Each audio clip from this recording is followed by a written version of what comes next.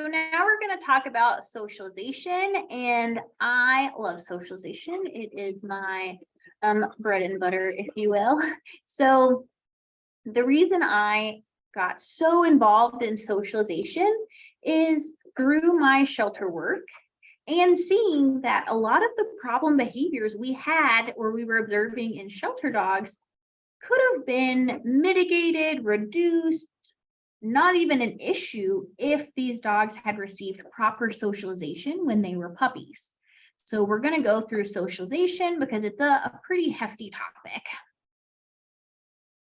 If I can get this to go to the next slide. There we go. So with our dogs, they have different developmental periods. This handout is a nice visual. I like this one the most. There's a few other ones, but we see that early socialization starts at 3 weeks of age and goes until about 7 or 8 weeks. Then we have the second socialization period, which is critical socialization, and the ages kind of depend upon the breed. So smaller dogs, those breeds age and develop a little faster. And the cool thing is other dog breeds, so they've compared German Shepherds with Labs, Poodles, and I think King Charles Spaniels. And out of those breeds, German Shepherds have a shorter socialization period, whereas the King Charles Spaniels have a larger socialization period.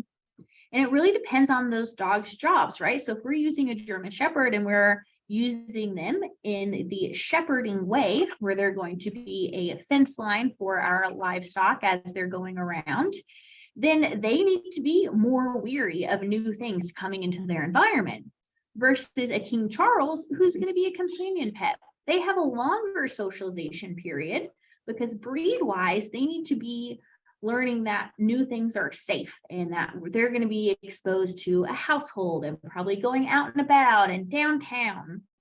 So these developmental periods will vary based on breed and if it's a smaller breed versus a larger breed. So after we have those critical socialization periods, which is 12 to 16 weeks roughly for that ending, we then have a juvenile, we have adolescents, adult, and then a socially mature dog. For dogs that are adolescents, that's when we're going to see most things arising. So terrible teenagers or tyrants or teenage tyrants. Those are going to be common names that you might see in dog training classes for teenage dogs. And that's because they have hormones. They're teenagers, just like we have a hard time when we were teenagers. And of course, this is going to vary per dog and per breed. But overall, we're seeing more of those dogs being surrendered to the shelters because they didn't do a lot of training when the dog was a puppy because they're like, oh, it's a puppy, we'll get to that later. Or they didn't know the importance of training and socialization. So now you have an adult dog that's barking, lunging on leash, or is uncontrollable in the house. So then they put it outside and then it barks all the time. And now they can't keep it because they get complaints from their neighbors. So it can spiral from there.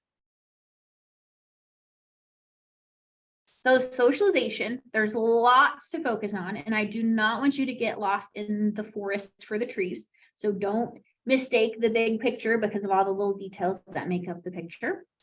So it boils down to two main points. First, we're safe and we can be trusted. So we're going to have predictable behaviors with our dogs. Imagine if I'm staying with Maggie and sometimes I come down in the morning and I'm like, hey, good morning, Maggie, how are you? And other times I come down yelling or cursing at her, she's not going to know what to expect from me. And that's the same thing. We want to be consistent with our dogs. Of course, we're going to have bad days, but puppies are puppies and they're going to do puppy things. And we really need to focus on our zen to make sure our puppies know that we're safe. And the second thing we're going to focus on is novelty or anything new is cool and safe and fun, and they get lots of great things. So novel environments or objects are awesome for our puppies. We have two types of socialization: active when they're interacting with something, or passive when they're observing. Oh, hello, Rue. Did you escape your ex-pet? So for our socialization rules, unfortunately, I would love it if it was a checklist. It's not. It's not a checklist. It's not one size fits all. There is quality over quantity. So Rue here was a little more reserved when I first got her as a puppy. She didn't have as many out and about adventures as other puppies that I have raised prior to me getting her. So her socialization is going to be tailored to her needs. I had a Kelpie foster puppy and a lab foster puppy at the same time, and their socialization is night and day. And again, quality over quantity. We want maybe 1 to 3 good experiences versus having like 15.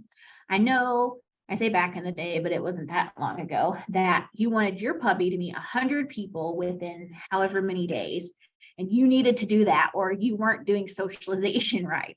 When in reality, you need to meet people of all shapes, colors, sizes, ages, so that your dog learns that a variety of people of every creed are great. It's not like, oh, I've never seen someone with a walker, and so people with walkers are super scary.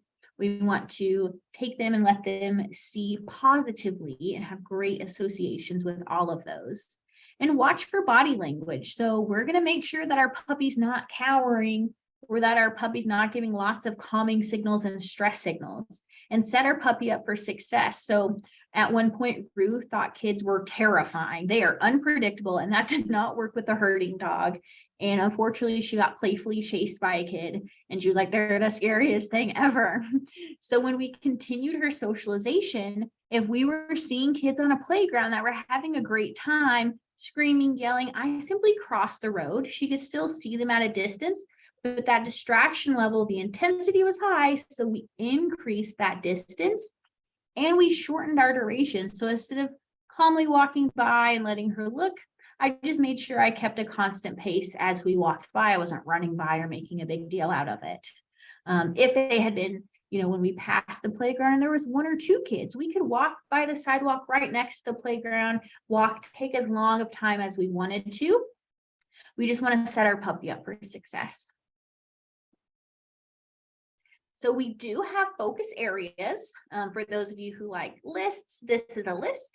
Next, we're going to have an image, but we have people, animals, surfaces, handling, obstacles, sounds, and environment.